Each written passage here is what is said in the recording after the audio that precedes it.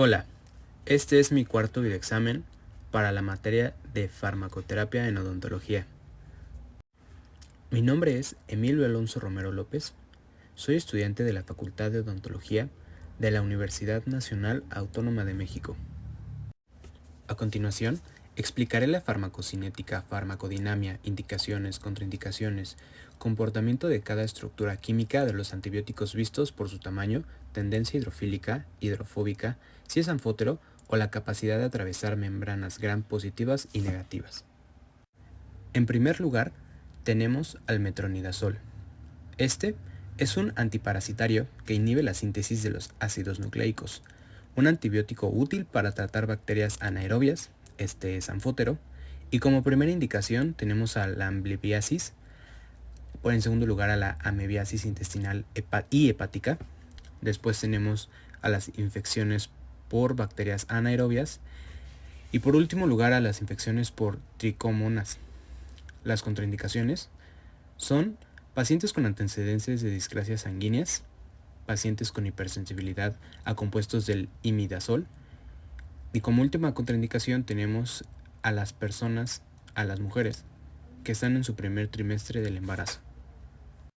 Continuando con el metronidazol, diremos que su aspecto anfótero incluye protozoos y gérmenes anaerobios como Clostridium difficile, Bacteroide fragilis, etc. Hablaremos de la farmacocinética y farmacodinamia. Absorción es por vía oral, su distribución es por tejidos y fluidos orgánicos, alcanzando altas concentraciones en saliva y abscesos cerebrales y hepáticos, líquido pleural y pared intestinal. El metabolismo es un 50% por oxidación en el hígado y su eliminación es del 75 al 85% en orina y del 15 al 30% en heces. Por otro lado, hablaremos de las penicilinas. Este es un antibiótico del grupo de los betalactámicos. Es empleada como tratamiento contra infecciones bacterianas gram positivo, como por ejemplo el estreptococos, y algunas gram negativas, como por ejemplo son las infecciones meningocógicas. Como indicaciones tenemos a la faringitis por neumococo, a las infecciones por estafilococos y a las profilaxis por endocarditis bacterianas. Como contraindicaciones están las alergias generales, englobando obviamente a las alergias a penicilinas, enfermedades gastrointestinales y la disfunción renal. La penicilina está formado por un anillo de tiazolidina, un anillo betalactámico y una cadena lateral unida al último grupo. Esto ya lo vimos en el videoexamen anterior, pero hablando de la farmacocinética y farmacodinamia, su absorción es por vía parenteral. Tenemos una vida media de 30 minutos. La distribución es amplia en todos los tejidos y cavidades, penetrando hasta el sistema nervioso. Su metabolismo apenas va a sufrir una pequeña biotransformación en el organismo y, por supuesto, su eliminación es por vía renal por el método de secreción tubular. Hablaremos de la penicilina benzatínica. Esta actúa con diversas especies de cocos gram negativo y gram positivo. Todos los estreptococos son sensibles. En sus indicaciones podemos encontrar a la faringitis por estreptococo, infecciones periodontales, profilaxis de fiebre reumática, endocarditis estreptocóquica y, en contraindicaciones, a las alergias a penicilinas e infecciones por gérmenes resistentes a penicilinas. Ahora, por otro lado, hablaremos de la farmacocinética y farmacodinamia de la penicilina benzatínica. Esta tiene una absorción por vía intramuscular, teniendo una vida media de 30 minutos. Su distribución es extensa en todo el cuerpo y en diversos líquidos y tejidos se alcanza mayor concentración. El metabolismo es parcialmente metabolizado en el hígado. La eliminación es por medio del riñón por secreción tubular. La penicilina benzatínica está indicada para el tratamiento de infecciones causadas por microorganismos sensibles a bencilpenicilina. Hablaremos ahora de la amoxicilina con ácido clavulánico. Este es un antibiótico semisintético que se deriva de la penicilina. Abarca bacterias gram positivo y negativo, como el E. coli, algunas cepas de Haemophilus influenzae y los géneros de Salmonella y Shigella. Sus indicaciones pueden variar. Empezamos mencionando a la otitis media aguda, la sinusitis aguda, la neumonía y las infecciones en tejidos blandos. Como contraindicaciones, la primera de ellas es la hipersensibilidad a amoxicilina o al ácido clavulánico. Después, a los betalactámicos. También tenemos como contraindicación la mononucleosis infecciosa y leucemia linfoide y antecedentes de ictericia.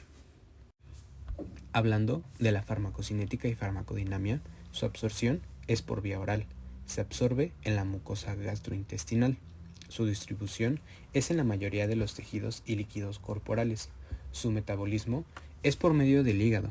Se metaboliza alrededor del 20 y 30%. La eliminación es por vía renal a través de filtración glomerular y secreción tisular. Es importante decir y resaltar que la amoxicilina desarrolla un efecto bactericida, ya que interfiere con la síntesis de la pared bacteriana, y el clavulanato o ácido clavulánico inhibe a las betalactamasas. Dicloxacina. Este es un antibiótico que trata infecciones causadas por ciertas bacterias. Es parte de la familia de los betalactámicos. Esta es una penicilina la cual es resistente a peniciclasa. La primera y única contraindicación que hay es la hipersensibilidad a las penicilinas y sus indicaciones son variadas. A continuación las enumeraré. Como primer lugar tenemos a las infecciones por estafilococo, 2 por neumococo grupo alfa-beta, estreptococos hemolíticos, penicilina G resistentes, penicilina G estafilococcus sensible, infección por tejido blando. Por otro lado, la absorción de la dicloxacilina es por vía oral y se absorbe por medio del gastrointestinal, pero se puede ver reducida por los alimentos. Su distribución es a través del líquido cefalorraquídeo y puede haber concentraciones en pleura, líquido sinovial y en huesos. Su metabolismo es por medio del hígado y su eliminación es por vía renal a través de filtración glomerular y secreción tisular, como fue el caso del medicamento pasado. La dicloxacina abarca infecciones causadas por bacterias gram positivo como Staphylococcus aureus y para infecciones causadas por Streptococcus del grupo A. Ahora es el momento de hablar de la cefalotina. Esta es una cefalosporina de primera generación, la cual es hidrofílica. Entre sus indicaciones podemos destacar que se usa en infecciones de huesos y articulaciones, infecciones por estafilococo, infecciones gastrointestinales, infecciones por la salmonella y la shigella, por E. coli y proteus sensibles, estreptococas e infecciones en tejidos blandos.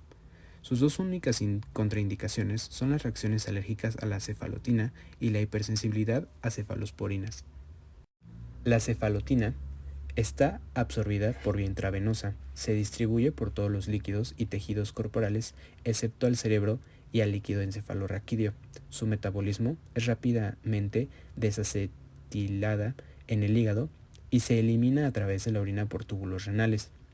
La cefalotina es activa contra organismos gram positivos, atacando estafilococos, streptococos, neumonae y E. coli. En este momento hablaremos de la ceftriaxona. Este es un antibiótico bactericida de acción prolongada. Su anillo betalactámico hace que sea un antibiótico betalactámico, valga la redundancia. Sus indicaciones es la profilaxis preoperatoria, infecciones de huesos y articulaciones e infecciones de la piel y tejidos blandos. Sus contraindicaciones son las reacciones alérgicas a la ceftriaxona y la hipersensibilidad a cefalosporinas. La ceftriaxona está absorbida por vía intravenosa o por vía intramuscular. Se distribuye en mayor parte por los tejidos y fluidos del cuerpo, alcanzando mayor concentración en el líquido cefalorraquídeo. Su metabolismo no es sistemáticamente. Únicamente la flora intestinal la transforma a metabolitos inactivos y se elimina a través de la orina por filtración glomerular. La ceftriaxona tiene un amplio espectro contra organismos gram positivos y negativos como Staphylococcus pneumoniae, E. coli, Enterobacter, Pseudomonas, influenza, Staphylococcus aureus y Clostridium, etc. En este momento debemos explicar la dosis Uso en relación con la evolución de infección odontógena de los siguientes fármacos. El primero de este medicamento o grupo de medicamentos son los macrólidos. Estos son antibióticos bacteriostáticos que inhiben la síntesis de proteínas bacterianas mediante la unión a la subunidad 50S del ribosoma. Se unen al sitio P y por ello ya no se puede sintetizar las proteínas. Se debe usar cuando hay alergia a penicilinas y cuando hay resistencia a penicilina no debe usarse. Se usa en dosis bacteriostáticas. Algunos ejemplos de los macrólidos es la eritromicina, claritromicina y la acitromicina. La primera de estas se hidroliza y a las tabletas se les pone una capa entérica de celulosa para que no se absorba en el intestino. Este se usa cada 6 horas. Es útil para bacterias gram positivo y poco para gram negativo. Este es utilizado en odontología. El segundo cambia su vida media. Es la más utilizada. Nos da un efecto placebo y se usa cada 12 horas.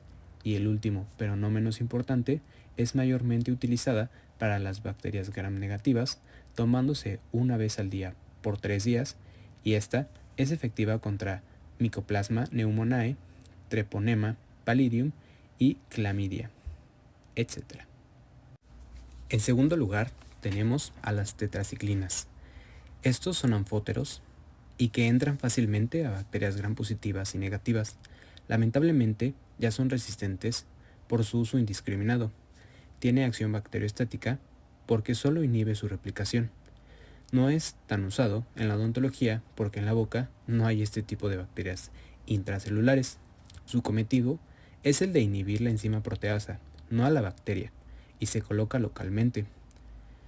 Hay dos tipos, naturales y semisintéticos. A continuación, mencionaré algunos, como los naturales, que tenemos a la clortetraciclina, oxitetraciclina y a la tetraciclina, propiamente dicho, y como los semisintéticos a la metaciclina, demeclocina, doxiclicina, minoclicina, entre otros.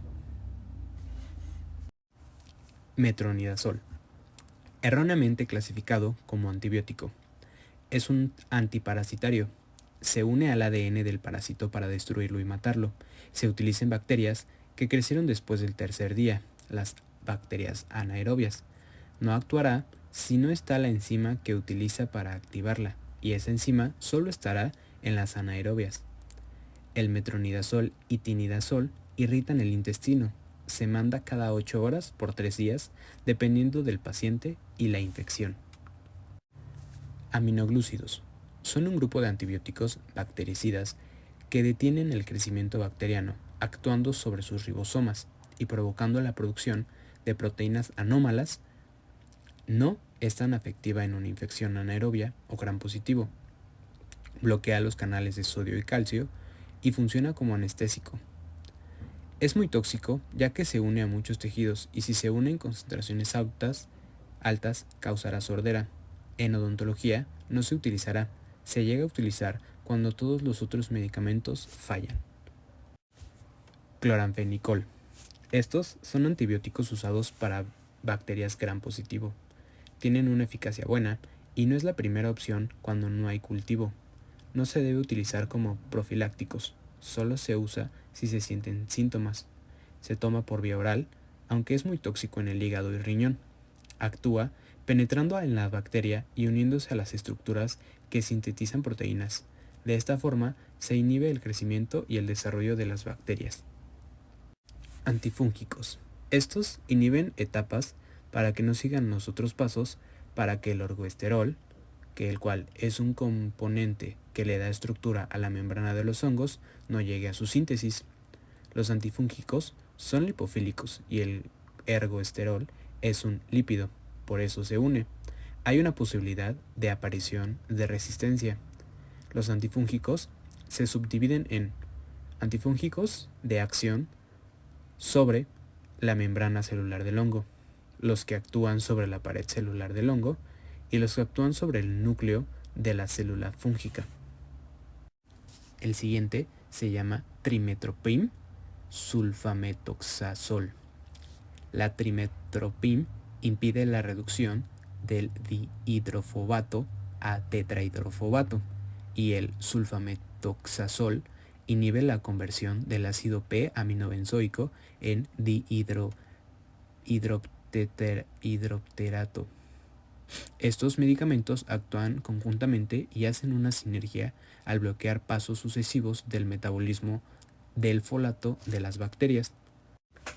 La dosis de este medicamento se administra por vía oral cada 12 horas, si la infección es muy aguda, durante 5 días mínimo, o hasta que no presente síntomas por al menos 2 días. Y su uso está indicado en infecciones ocasionadas por gérmenes sensibles como la faringitis, amigdalitis, etc. Quinolonas. Actúan sobre microorganismos sensibles inhibiendo la síntesis de ADN girasa, enzima encargada del enrollamiento del nuevo ADN de la bacteria. Los quimioterápicos sintéticos derivados de la quinoliena de actividad primariamente bacteriostática, de aspecto restringido a bacterias Gram.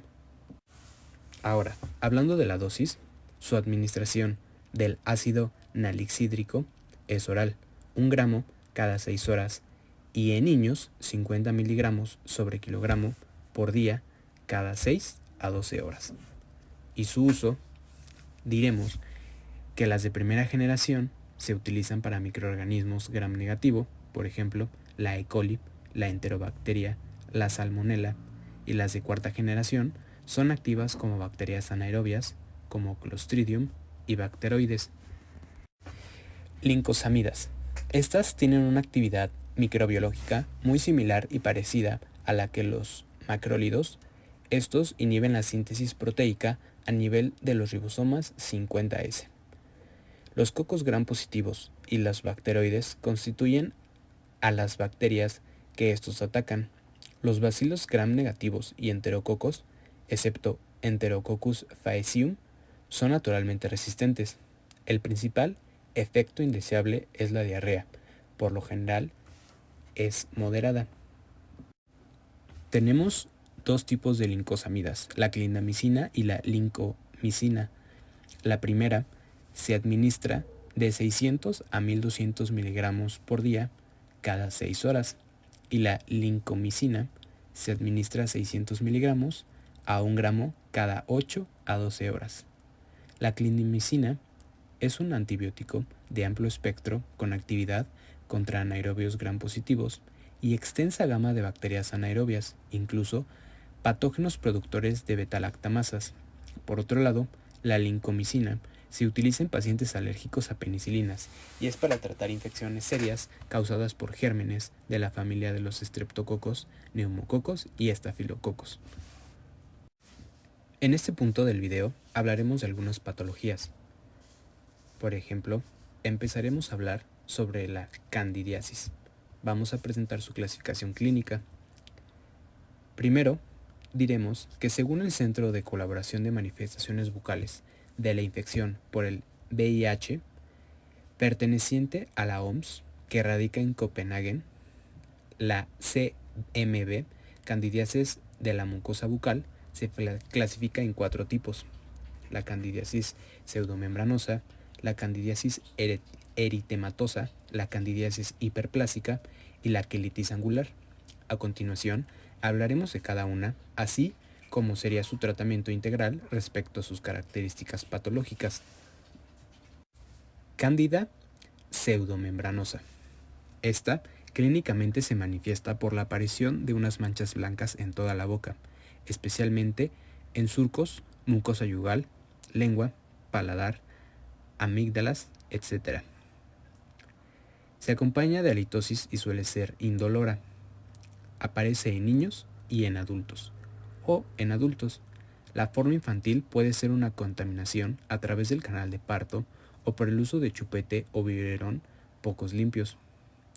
Suele aparecer tras un tratamiento con antibióticos, corticoides o en trasplantados renales y en personas inmunodeprimidas.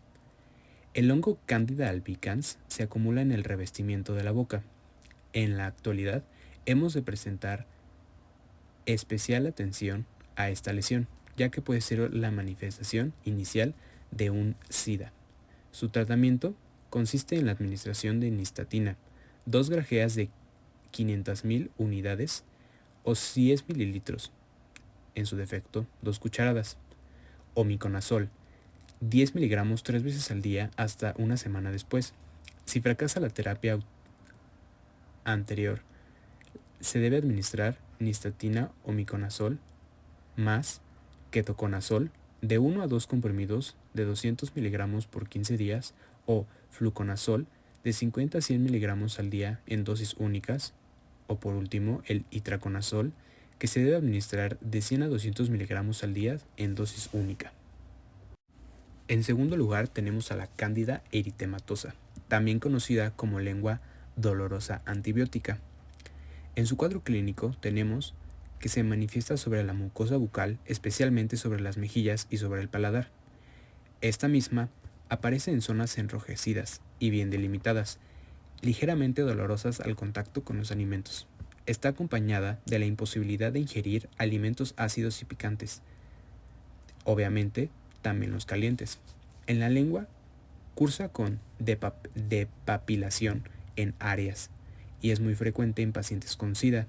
Su tratamiento para la eritematosa aguda es idéntica pauta que en el caso anterior, pero durante 4 semanas. Es raro el tratamiento sistémico, y para la eritematosa crónica no asociada a prótesis se deben de controlar los factores predisponentes.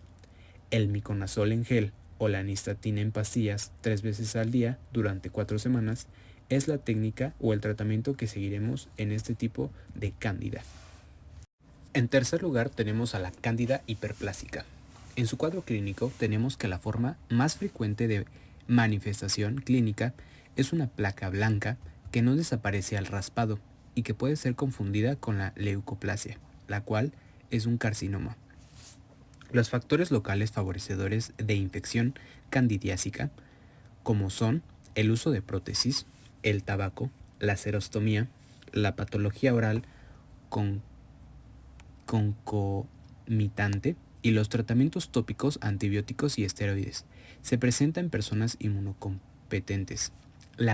Es importante decir que la anatomía patológica y la respuesta del tratamiento serán definitivas para el diagnóstico diferencial. Y como tratamiento, debemos de dejar el tabaco y practicar una buena higiene bucal. Como fármaco, tenemos al miconazol o la nistatina, 2 meses, y si no mejora, extirpación quirúrgica. Con los nuevos antimicóticos, muchos autores empiezan a cuestionar el esperar 2 meses. Por último, tenemos a la queilitis angular. Esta también es conocida como boquera, perleche o candidiasis angular. En el cuadro clínico destacaremos 5 puntos. Primero, aparece en personas que tienen una pérdida de dimensión vertical a causa de la humedad continua que se produce en las comisuras. Esta suele ser bilateral, a diferencia de la leucoplasia, y puede asentarse sobre ella, agravando su pronóstico. También debemos de decir que produce molestias, especialmente matinales. También puede ulcerarse, haciendo más difícil el diagnóstico, que por lo general siempre será histológico. Y la forma vegetante puede evolucionar a una papilomatosis bucal florida. En su tratamiento tenemos 2 aspectos. Primero, debemos aumentar la dimensión vertical. Después, administraremos miconazol o nistatina en pomada de 3 a 4 veces al día. Ahora hablaremos de ciertos elementos que utilizamos en el tratamiento de infecciones. Por ejemplo, tenemos a la nistatina. Es fungicida y se absorbe poco por vía digestiva. Actúa básicamente por contacto directo o prolongado. No está contraindicada ni en embarazadas ni en lactantes. Se puede emplear en suspensión, comprimidos ginecológicos, pomadas o grajeas masticables. Se emplea de 4 a 6 veces al día y se debe mantener la aplicación hasta una semana después de desaparecer las lesiones. Es importante decir que este es un antifúngico obtenido a partir de Streptomyces nourei. La nistatina posee propiedades fungitáticas y fungicidas in vitro frente a una amplia variedad de levaduras y hongos relacionados.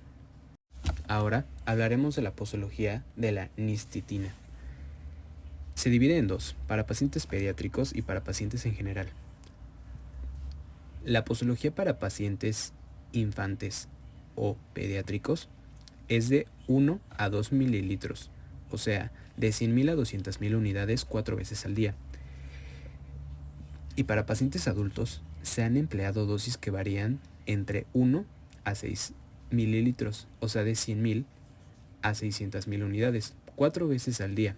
La suspensión debe retenerse en la boca tanto como sea posible antes de deglutirla. El tratamiento debe continuarse por lo menos 48 horas después de que los síntomas hayan desaparecido. Si los síntomas empeoran o persisten, por lo menos 14 días de tratamiento, se vuelve a evaluar al paciente y que se considera otro tipo de tratamiento. Ahora es el turno del clorotrimazol.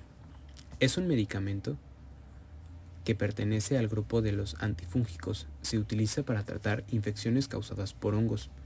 Este actúa inhibiendo la producción de una sustancia denominada ergosterol, que es un componente de la pared celular del hongo. Ya la hemos mencionado. Su posología en candidiasis es de 1 a 2 semanas. Se debe de aplicar una capa fina de crema sobre la zona afectada y las zonas de alrededor, realizando un ligero masaje hasta su completa absorción, de 2 a 3 veces al día.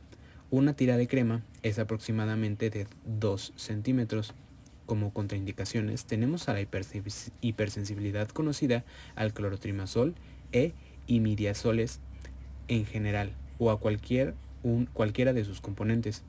Como efectos secundarios tenemos que ocasionalmente hay efectos irritativos locales en menos del 5% de los casos. Pasemos ahora al ketoconazol. Este se usa para tratar una infección fúngica de la piel que puede causar sarpullido. Se recomienda utilizar cuando tenemos candidiasis cutánea, dermatitis seborreica y pitiriasis vesicolor.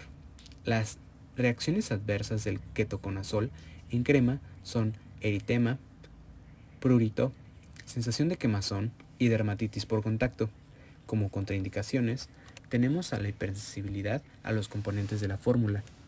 Para tratamiento hay 2 vías de administración, oral y en crema. La oral se usa en micosis sistémica, 200 miligramos al día, y en caso de micosis grave, 400 miligramos al día. En crema, una aplicación cada 24 horas, preferentemente por la noche.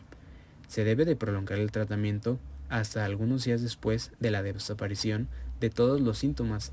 En casos graves, una aplicación cada 12 horas. Itraconazol. Es efectivo contra otras infecciones micóticas de la piel que no responden a otros medicamentos y contra infecciones micóticas sistémicas. Sus contraindicaciones es cuando se administra fenitoína, rifampicina o antagonistas H2. Se reduce la concentración del plasma del itraconazol. Sus efectos secundarios son los más comunes: náuseas, vómito y rash, la cual es una erupción cutánea.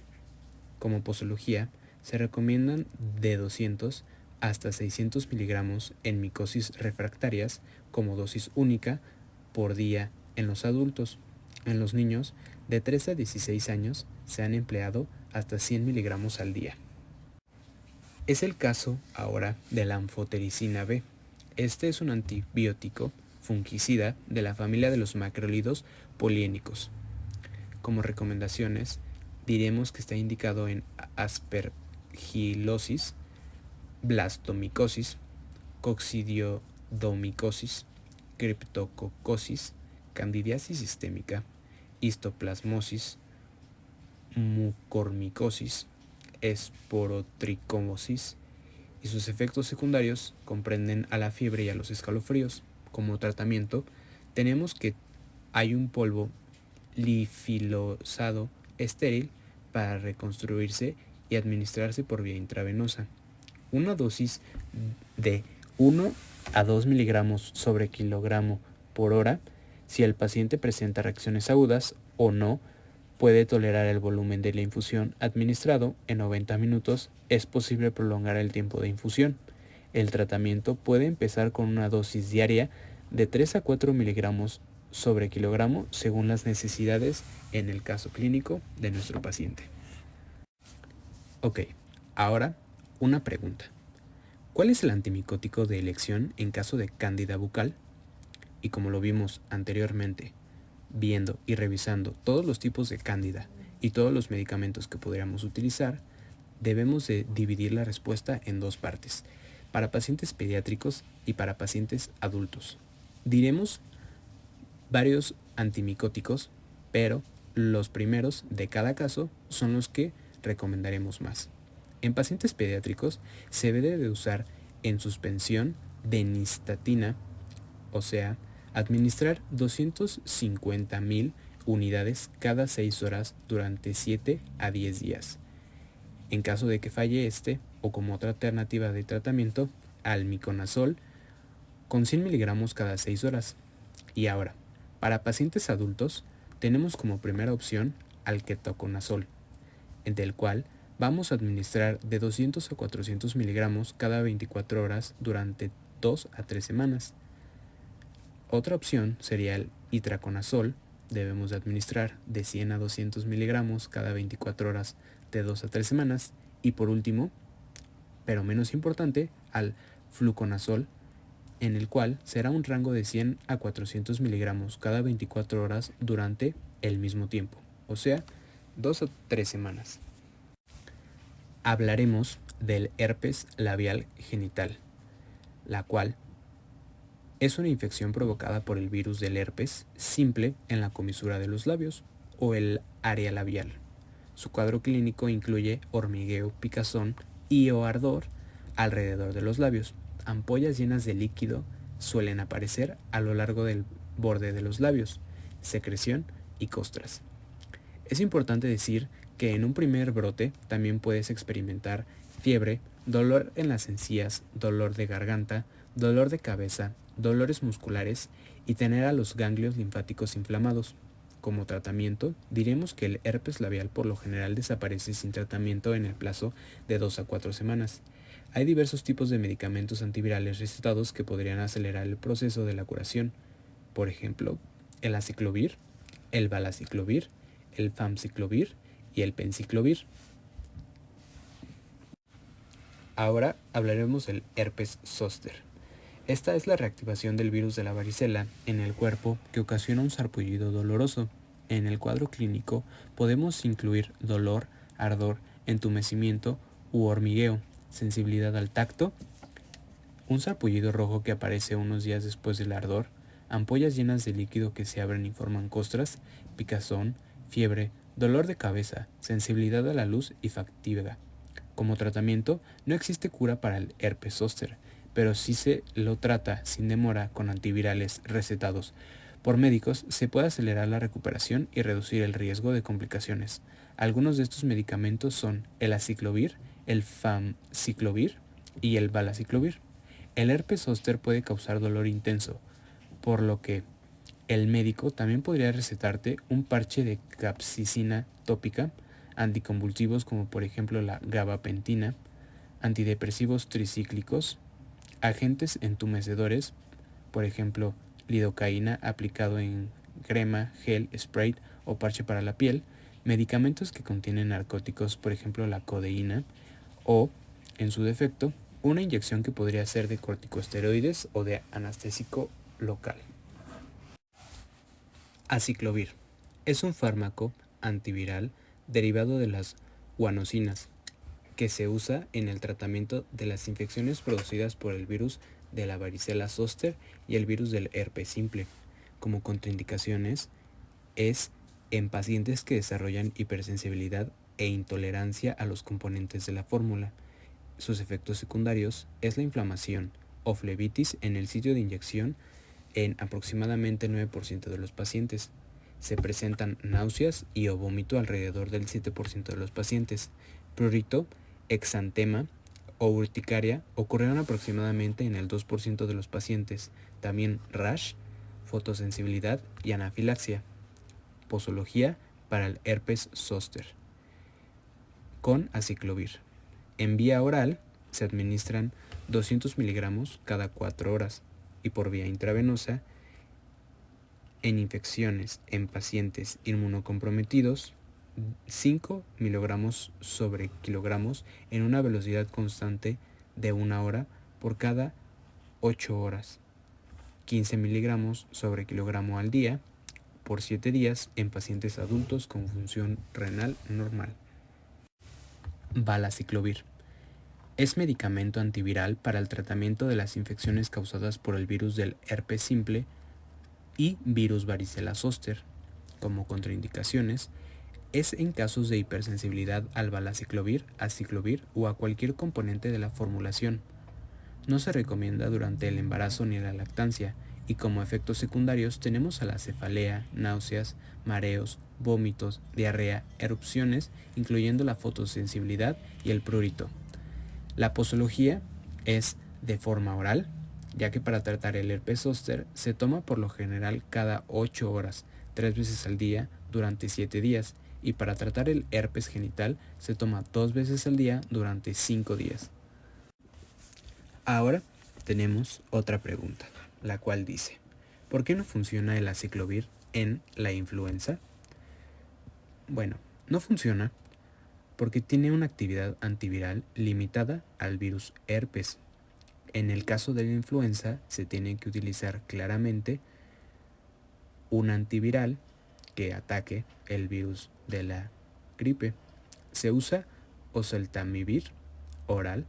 Este es un profármaco antiviral selectivo contra el virus de la gripe. Como otra forma de curar la influenza, tenemos al zanamivir, que es para inhalar, y el peramivir por vía intravenosa o el baloxavir de forma oral. Por ejemplo, si tenemos influenza, debemos de administrar, y obviamente tomando en cuenta la posología, del oseltamivir oral, se debe de mandar por 5 días 75 miligramos 2 veces al día. Alcohol contra medicamentos. El alcohol es una droga como cualquier otra, que ingresa al tubo digestivo, pasa a la sangre y luego se traslada a los diversos sitios en donde genera sus efectos, principalmente al cerebro. Al cabo de un tiempo se metaboliza en el hígado para después perder su efecto. Los medicamentos atraviesan el mismo proceso. Al ingerirlos, pasan al tubo digestivo y a la sangre, y de allí a los sitios donde tienen su efecto. Aquí, el problema puede presentarse cuando se ingieren simultáneamente y son metabolizados por las mismas enzimas, ya que éstas metabolizan menos ambas sustancias, provocando que tenga un mayor efecto el medicamento. Ya vimos a nivel celular cómo interacciona el alcohol con el medicamento, pero hay otras formas de interacción. Algunas bebidas alcohólicas como la cerveza o el vino tienen una sustancia llamada tiramina, que al mezclarse con medicamentos pueden originar náuseas, vómitos o enrojecimiento facial, también llamado flushing. Otro es que el paracetamol combinado con el alcohol puede aumentar sus efectos tóxicos en el hígado. Otra forma de interacción es que algunos medicamentos que actúan sobre el sistema nervioso, como por ejemplo la benzodiazepina, por ejemplo el diazepam, lorazepam, etc., causan sueño y relajación. Si son ingeridos junto con alcohol, pueden disminuir la capacidad de respuesta, provocando accidentes en tránsito o accidentes domésticos, lo cual son efectos indeseables en nuestra sociedad. Glicosilación avanzada y su relación con infecciones. Antes de tocar este tema, me gustaría, primero, saber qué es la glicosilación avanzada y, derivada de esa respuesta, veremos cuál es su relación con las infecciones. Bueno, ¿qué es la glicosilación avanzada? Este es un proceso de glicosilación no enzimática, es decir, la adhesión de carbohidratos a proteínas sin la necesidad de enzimas a nivel intra y extracelular. No se necesita ninguna enzima para poder hacer una adhesión a proteínas, obviamente de carbohidratos. Ok, teniendo entendido qué es la glicosilación avanzada, tenemos que hablar de un aspecto muy importante, los AGEs. Este, por sus siglas, es el producto final de la glicosilación. Es importante decir que la acumulación de estos se ha asociado a diversas patologías observadas en pacientes diabéticos a largo plazo. O sea, los AGEs, que es el producto de este mismo proceso enzimático, nos dice que hay muchas relaciones con infecciones. Por ejemplo, como está escrito hasta abajo de la diapositiva, está asociado a la retinopatía, neuropatía, nefropatía y aterosclerosis. Estos productos medían su efecto a través de 3 mecanismos principales. El primero es el entrecruzamiento con proteínas de la matriz extracelular, afectando las propiedades mecánicas de los tejidos. Favorece la hiperglicemia y el envejecimiento. El segundo mecanismo principal es el entrecruzamiento de proteínas intracelulares, alterando funciones fisiológicas. Este punto es muy importante, ya que de esa forma es como se afectan las infecciones, por el entrecruzamiento de proteínas. Y por último, su último mecanismo es la unión a sus receptores de superficie RAGE para inducir a múltiples cascadas. Antibiótico indicado para una infección en vías urinarias. Los fármacos que se suelen recomendar para infecciones simples de las vías urinarias comprenden los siguientes: trimetopina y sulfametoxazol. En otro nombre, el Bactrim. Voy a dar la posología, pero se recomienda una dosis única de 2 o 3 comprimidos. Los comprimidos deberán tomarse, de ser posible, en la noche, después de una comida o antes de dormir. Otros fármacos para tratar una infección en vías urinarias son la fosfomicina, nitrofurantoína, ceftriaxona y cefalexina. A continuación, en cada una de las siguientes 4 fotos clínicas, debemos de explicar un diagnóstico, un procedimiento y justificar por qué se utilizan los fármacos para tratar dichas patologías. Ok, en la primera imagen tenemos al herpes simple recurrente en la región glútea. Para llegar a ese diagnóstico debemos de tener 4 aspectos muy importantes. Voy a explicar cada uno de ellos. El primero es el examen directo. Este permite un rápido conocimiento e identificación del VHS. Estos métodos incluyen citodiagnóstico de SNAC. Aquí se demuestran células gigantes con núcleos múltiples e inclusiones acidófilas intranucleares. Después tenemos al anticuerpos fluorescentes directo. Este se puede realizar utilizando el líquido obtenido por el raspado de la base de la vesícula y se aprecia una fluorescencia positiva. En tercer lugar tenemos a la microscopía electrónica, que nos demuestra la presencia de viriones intracelulares, la cual es una característica de la infección herpética en los tejidos afectados. Y por último, tenemos a la histológica. Se encuentran cuerpos intranucleares acidófilos diminutos en los núcleos de las células epiteliales. Y para tratar al herpes simple, teniendo muy en cuenta que sea nada más el primer episodio de este, tenemos 2 formas, por la vía oral y por la vía tópica. Por la vía oral debemos de mandar aciclovir de 400 miligramos cada 8 horas por 7 a 10 días, o en su defecto 200 miligramos 5 veces al día por 5 días, o 5 miligramos por kilogramo por vía intravenosa cada 8 horas durante 5 días a 7 días, y como tratamiento tópico fomentos de suero fisiológico en lesión cada media hora 2 veces al día. En esta segunda imagen di como diagnóstico a la celulitis facial odontógena. Esta es una inflamación del tejido celular subcutáneo, o también dicho TCS, sin tendencia a la limitación, que abarca varias regiones anatómicas y conduce a la necrosis de los elementos afectados, cuyo origen está en relación con los dientes o estructuras de sostén de los mismos. En el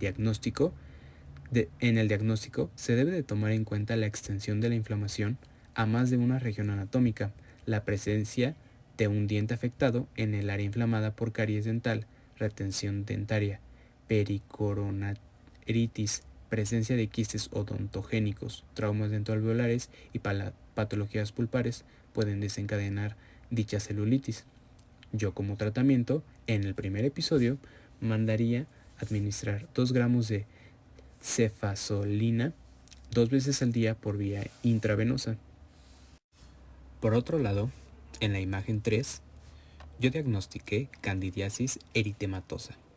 Como diagnóstico, o para llegar a un diagnóstico, se observa como por el uso de una prótesis que abarca casi la totalidad del paladar, se provoca una infección en la zona que está enrojecida, donde descansa la anteriormente mencionada. Se delimita al paladar, pero también podría expandirse a la dentadura por la pérdida de piezas dentarias por la misma infección.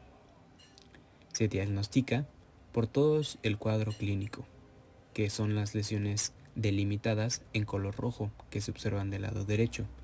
Y como tratamiento, yo mandaría por vía oral nistatina en comprimidos 3 veces al día durante 4 semanas. Se recomienda al paciente la administración de dicho medicamento en conjunto con los alimentos. Ahora por último, pero no menos importante, en la imagen número 4, que se observa en el lado izquierdo de nuestra pantalla, yo diagnostiqué alveolitis. Debemos de tener en cuenta estos síntomas y si reunimos todo este cuadro clínico, se habla de alveolitis.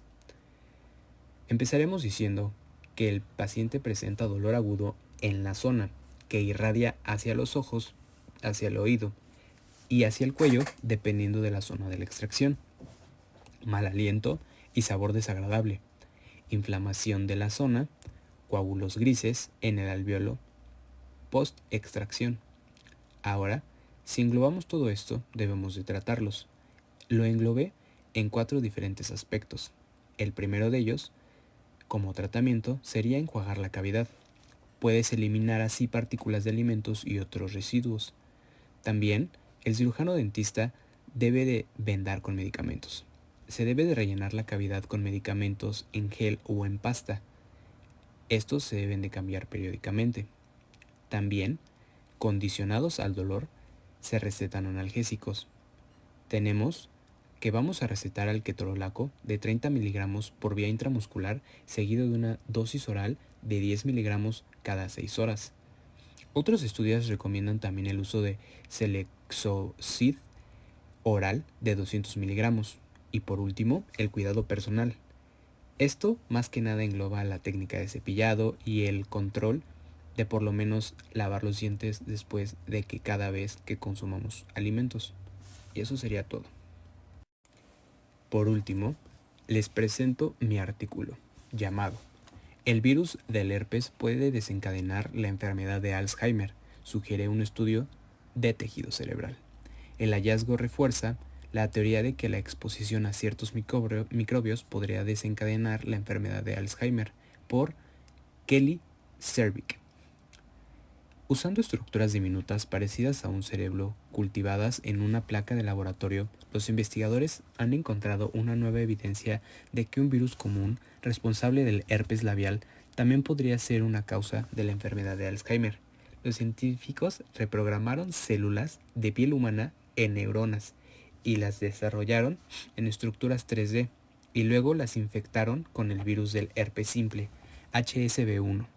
Las células produjeron acumulaciones de proteína beta-amiloide, similar a las placas que se observan en el cerebro de personas con Alzheimer. Las células también imitaban la enfermedad de otras formas, mostrando signos de aumento de inflamación y reducción de la señalización eléctrica. Este hallazgo refuerza la teoría de que la exposición a ciertos microbios podría desencadenar la enfermedad de Alzheimer, una idea respaldada por otros estudios que se encuentran genes virales en el cerebro de pacientes con Alzheimer después de la muerte. Pero dado que las infecciones por HSV1 son muy comunes, sigue siendo un misterio porque el virus podría desencadenar la enfermedad solo en ciertos cerebros. Aquí dejo la liga para que puedan, si en algún momento quieren revisar el artículo, aquí se las dejo. Muchas gracias.